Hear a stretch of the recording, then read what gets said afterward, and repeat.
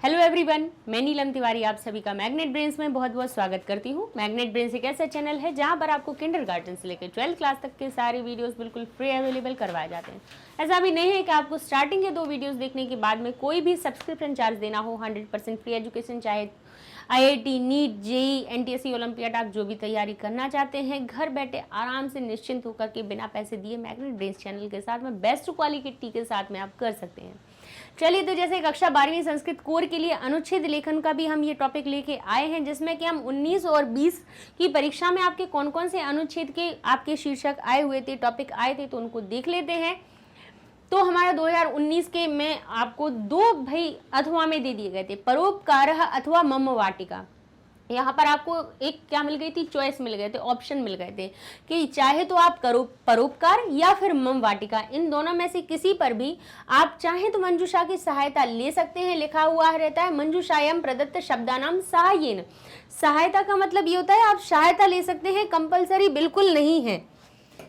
ऐसा आपको नहीं सोचना है कि जो आपको ये शब्द दिए गए हैं इनके सबके आने ही चाहिए, ऐसा बिल्कुल नहीं है। आपको स्वयं से भी, ये तो सहायता के लिए होता है कि हो सकता है आपको स्वयं से अगर वाक्य ना आ रहे हो तो आप कैसे आप परोपकार पर बना सकते हैं, मम वाटिका के लिए बना सकते हैं, तो ये आपकी सहायता के लिए होते हैं। लेकिन सारे आ जाए ऐसा कोई कंपलसरी नहीं है, आप स्वयं के भी 5 वाक्य लिख सकते हैं।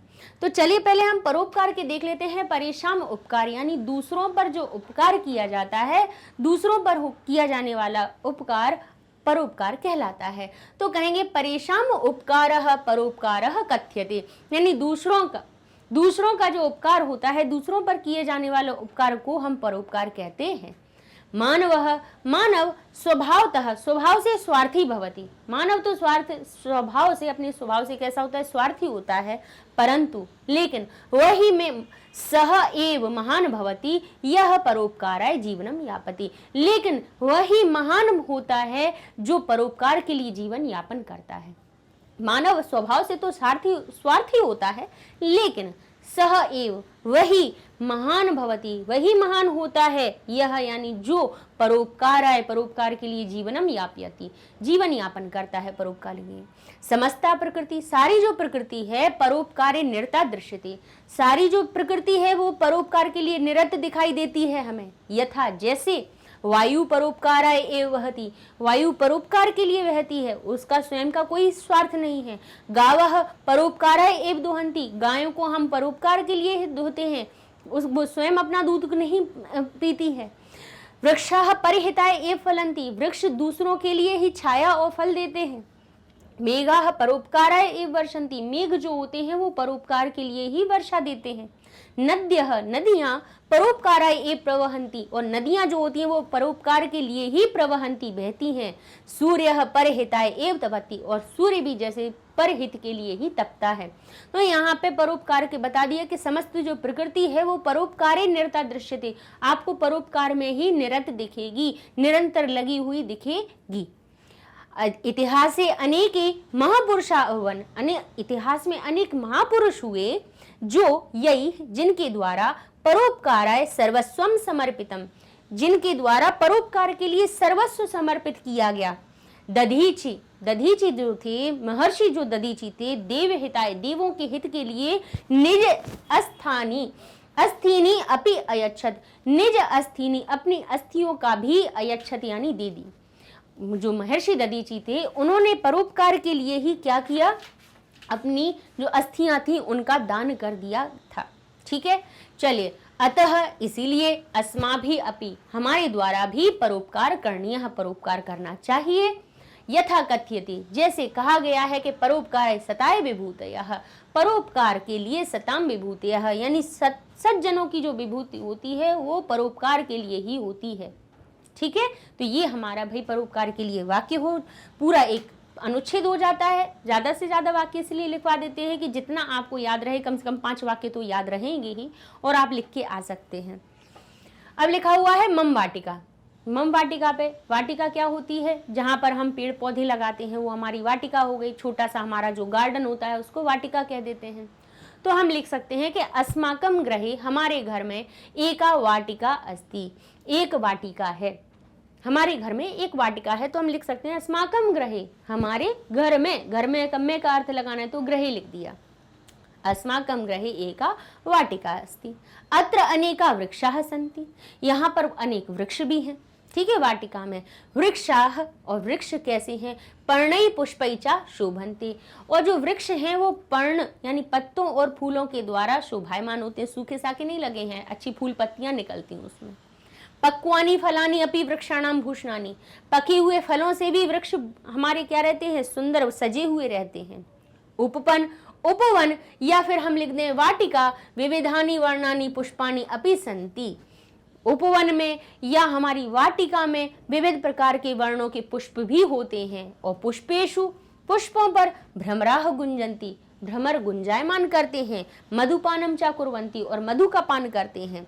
तो अकेला इतना भी लिख सकते हैं कि पुष्पेषु भ्रमराः गुंजन्ति, पुष्पों पर भौरे गुंजायमान करते हैं। वाटिकायाम, वाटिका में विविधानि वर्णानि पुष्पानि अपि सन्ति, ये हमारा क्या हो गया है? थोड़ा रिपीट हो गया है ये दोनों ही वाक्य।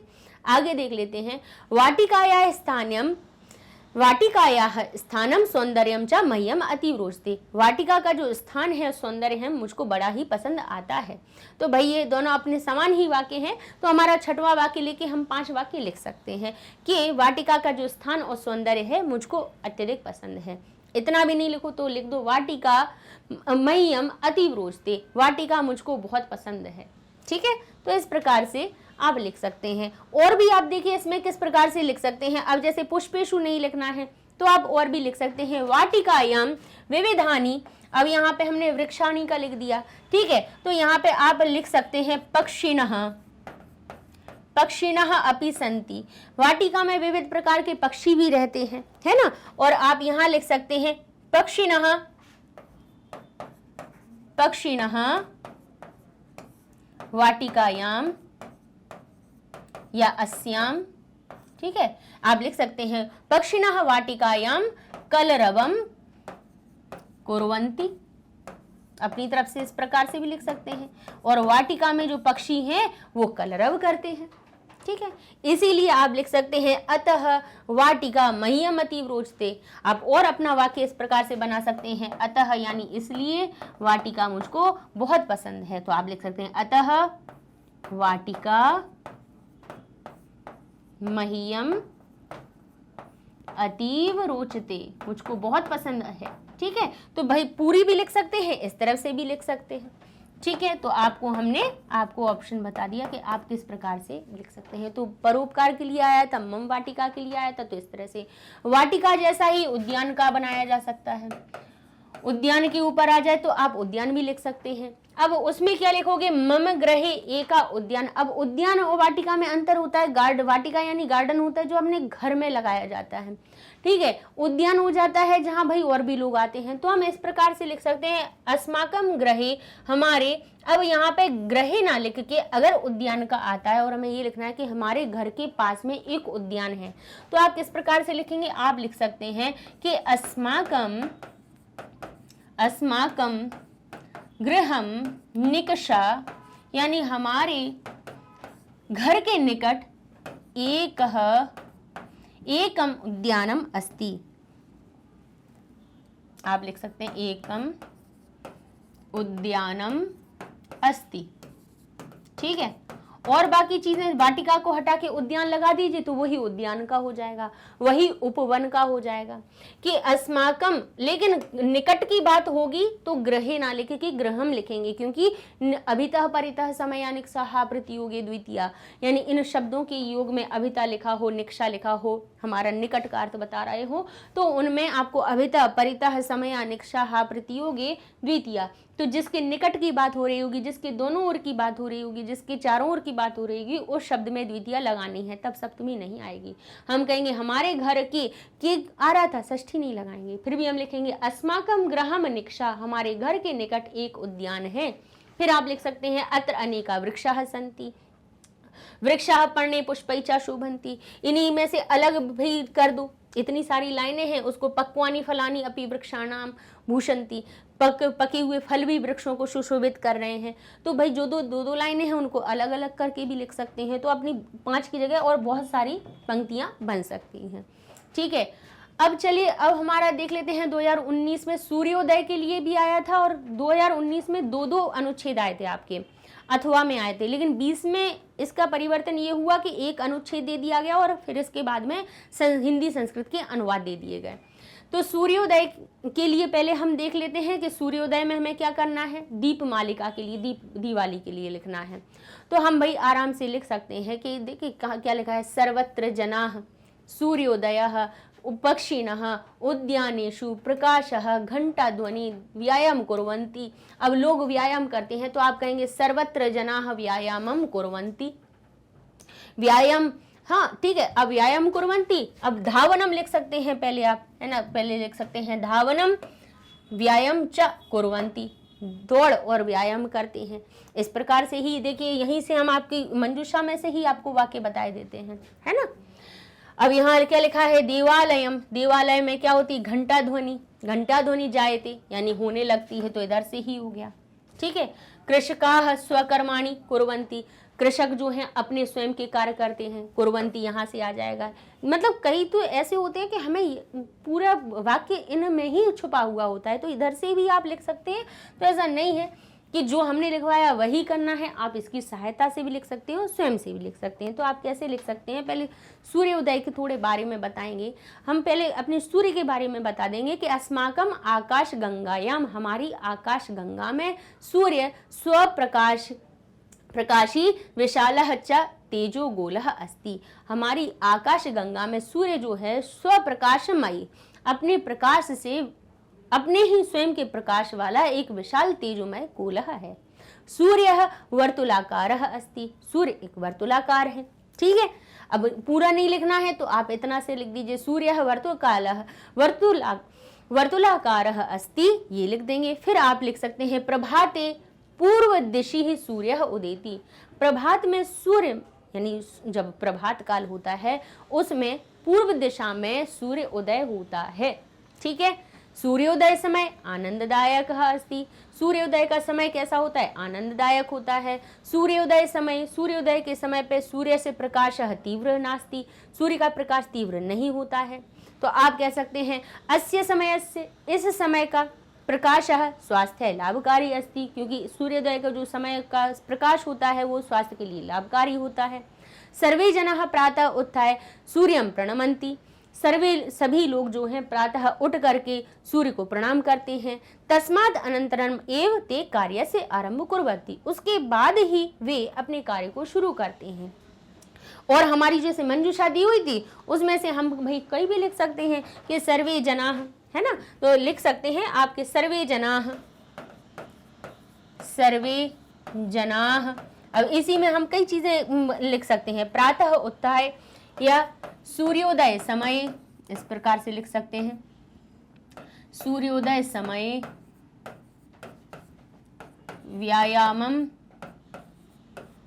व्यायामम कुर्वन्ति, यानी सभी लोग क्या करते हैं, व्यायाम करते हैं, है ना। छात्रः, अब सूर्योदय के समय हम छात्र कहाँ जाते हैं, विद्यालय जाते हैं। सूर्योदय के पे ही तो जाते हैं, सूर्योदय होता है तभी तो जाते हैं कि रात में जाते हैं। तो सूर्योदय काले लिख सकते हैं, है ना, लिख सकते हैं सूर्योदय काले। अच्छा, हम मंदिरों का भी लिख सकते हैं कि मंदिर में घंटा ध्वनि होती है ना। तो यहाँ पर जैसा कि हम लिख सकते हैं देवालय, यानी सूर्योदय काल में देवालय में घंटा ध्वनि ही जायते, यानी उत्पन्न होती है, घंटा ध्वनि होने लगती है, ठीक है। छात्राः विद्यालयं गच्छन्ति, छात्र विद्यालय जाते हैं, ठीक है। कृषकाः स्वकार्यं कुर्वन्ति, कृषक जो हैं वो अपना कार्य करते हैं। तो सूर्योदय के काल से हमारी जो जो चीजें होती हैं वो सब हम, क्योंकि तस्मात् अनंतरम एव कार्य आरंभम कुर्वन्ति, कि उसके बाद में, यानी सूर्य उदय के बाद में ही सारे कार्य होते हैं। तो फिर हम एक एक से सारे कार्य भी बता सकते हैं कि क्या क्या काम होते हैं, ठीक है। तो इस प्रकार से ये सूर्योदय का आराम से आपका एक 5 वाक्य तो आप आराम से लिख ही देंगे। अब दीपमालिका के लिए आ जाती दिवाली का तो भाई हम कितना भी विस्तृत वर्णन करें, एक निबंध में 5 पंक्तियों में लिखना है तो बड़ा वो बात हो जाती है कि गागर में सागर को समाना, है ना। 5 वाक्यों में तो लिखना, तो 5 वाक्य हमारे ऐसे बने हुए हैं कि एक निबंध को ही पूरा बना के। तो हम छोटे से भी बना सकते हैं, कैसे कि अस्माकं देशः भारत देशः उत्सवानां देशः अस्ति। ठीक है, हमारा देश एक कैसा देश है? उत्सवों का देश है। अत्र यहाँ पर समय समय बहवा उत्सवा मान्यते, यहाँ पर समय समय पर बहुत सारे उत्सव हैं वो मान्यते यानी मनाए जाते हैं। तेषु केचित् उत्सवाः धार्मिकाः, उनमें से कुछ धार्मिक होते हैं। केचित् च राष्ट्रीय उत्सवा सन्ति, और कुछ राष्ट्रीय उत्सव होते हैं। धार्मिकेषु उत्सवेषु, और उन धार्मिक उत्सवों में दीपावली प्रसिद्ध उत्सव अस्ति, दीपावली प्रसिद्ध उत्सव है। ठीक है, अब आप इसमें से आप यहाँ लिख सकते हैं कि भारत देशस्य अस्माकं, भारत देश से लगा दीजिए देश में। देखिए इसका इतने सब का एक छोटा सा वाक्य कैसे बना सकते हैं आप लिख सकते हैं अस्माकं। भाई पूरी चीज तो हमने सही बता दी, लेकिन नहीं, हमें छोटा सा ही लिखना है, तो आप ऐसे लिख सकते हैं अस्माकं, हमारे भारत देशस्य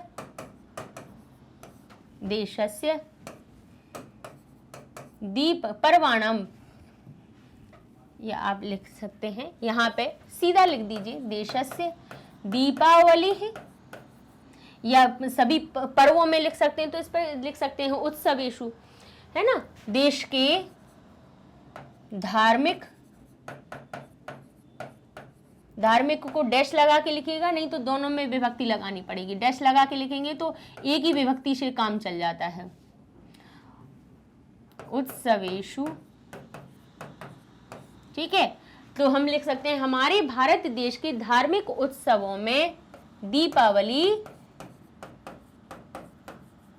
दीपावली हमारा कैसा हो जाएगा?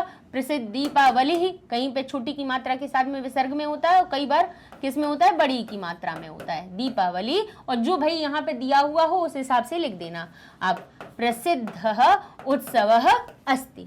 इस प्रकार से हमारा वाक्य बन जाएगा छोटा सा।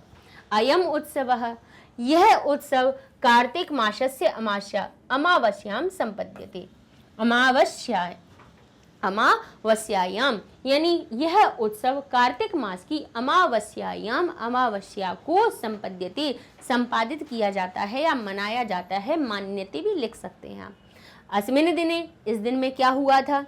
आप लिख सकते हैं श्री रामचंद्र रावणम हत्वा, श्री राम रावण को मार करके 14 वर्षाणाम 14 वर्षों का वनवासम समाप्य, वनवास समाप्त करके सीताया लक्ष्मणेन सह, सीता और लक्ष्मण के साथ में अयोध्याम आगच्छत, अयोध्या को आए। तस्मात् कालात्, उसी काल से आरभ्य यह एषः उत्सव संपूर्ण भारते, संपूर्ण भारत में उत्साहेन मानितो भवति, उत्साह से मनाया जाता है। ठीक है, अब इतना सब कुछ नहीं लिखना हो तो इतना सा भी लिख सकते हैं कि अयम उत्सवः कार्तिक मासस्य अमावस्यायां संपद्यते। ठीक है, अब लिख सकते हैं अस्य उत्सवस्य आगमनात् पूर्वे जना स्वगृहाणि निर्मलानि कुर्वन्ति। इस उत्सव के आगमन से पूर्व ही लोग अपने घरों को निर्मल करते हैं। विविधै चित्रै च भूषयन्ति, विविध चित्रों से सजाते हैं।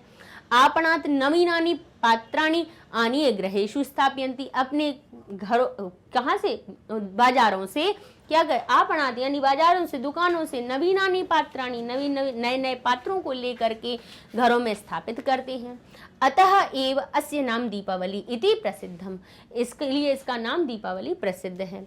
जनाः आपणात् मिष्टानि क्रीत्वा आनयति, लोग बाजार से या दुकानों से मिठाइयाँ लेकर के आते हैं। सर्वे लक्ष्मी पूजां कुर्वन्ति, सभी लक्ष्मी पूजा करते हैं। सुख समृद्धिं च याचन्ते, और सुख समृद्धि की याचना करते हैं। मिष्टान्नस्य अत्यधिकम आदानं प्रदानं च भवति, मिष्टान का अत्यधिक आदान प्रदान होता है।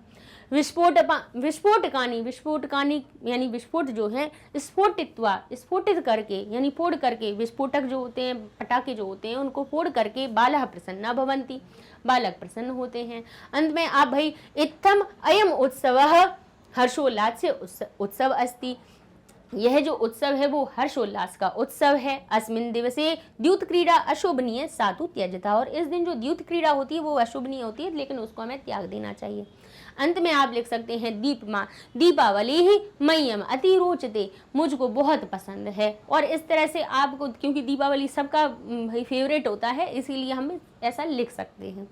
तो आपका ये दीपमालिका का भी एक अनुच्छेद हो जाता है। अब चलते हैं, अगला लिखा है योगस्य महत्वम, योग के महत्व के लिए आपको बताना है। तो यहाँ पर योग के लिए हम बड़ा अच्छा सा सरल सा हम बता देते हैं कैसे लिखेंगे हम, कि योगः भारतस्य आधार अस्ति, योग जो है वो भारत का आधार है। योगम बिना वयम स्वस्थ सानंदम च भवितुम ना शक्नुमः, योग के बिना हम स्वस्थ और आनंदित रह नहीं सकते हैं। सर्वप्रथम, सबसे पहले महर्षि पतंजलि योग सूक्तम प्रतिपादितम, सबसे पहले महर्षि पतंजलि ने योग सूत्र की रचना की, योग सूत्र को या योग सूत्र की का प्रतिपादन किया। अस्मिन् ग्रंथे, इस ग्रंथ में अष्टांग योगस्य वर्णनम अस्ति, इस ग्रंथ में अष्टांग योग का वर्णन है।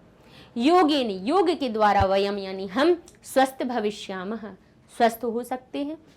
शरीरम मानसिकम च पुष्णये योगः महत्वपूर्णम अस्ति, और शारीरिक और मानसिक पुष्टि के लिए योग बहुत महत्वपूर्ण है। प्रतिदिनम प्रातः सायं योगम पूजनीयम, हर दिन प्रातः और सायं को योग का पूजन करना चाहिए, मतलब पूजनीय है योग हमें करना। मतलब जैसे हम भगवान की सुबह शाम पूजा करते हैं, वैसे योग भी पूजनीय है, यानी उसकी को आचरण में लाना चाहिए। अतएव वयम नूनम योगः करणीय, इसलिए हमें निश्चित ही योग करना चाहिए। अधुना, अब अखिल विश्वम, सारे विश्व में भी जून मास से 21 तिथि, जून मास की जो 21 तारीख है, योग दिवस है इति मन्यते, योग दिवस के रूप में मनाई जाती है। और समस्त देश, और जो सारे देश हैं, संप्रति अब योगस्य महत्वम स्वीकुर्वन्ति, सारे जो देश हैं अब योग का महत्व स्वीकार करते हैं।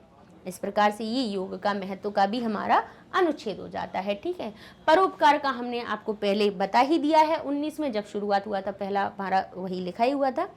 इस तरह से ये 19 और 20 के हो गए, और 19 और 20 में एक ही एक आए थे, अथवा में आपकी जो संस्कृत, हिंदी संस्कृत जो अनुवाद आ जाते हैं वो आए थे कि हिंदी भाषा में लिखे हुए वाक्यों को संस्कृत में परिवर्तित कीजिए। तो तब से 20 जो हमारा 2020 है, तब से आपको अनुवाद करने के लिए 5 वाक्य आने लगे हैं। तो अनुच्छेद आ जाए तो वो लिख लीजिए, नहीं तो अपने अनुवाद कर लीजिए। तो एक अथवा में बहुत अच्छा ऑप्शन मिल जाता है कि हम अनुवाद हमारे लिए और भी सरल हो जाते हैं। अनुच्छेद अगर नहीं आया, कहीं पढ़ा हुआ जिसके बारे में वाक्य नहीं आ रहा है, तो कम से कम अनुवाद तो हमारे सही हो जाएंगे। ठीक है ना, चलिए तो मिलते हैं हम अगले वीडियो में, अपना नया टॉपिक लेके आएंगे। तब तक के लिए धन्यवाद।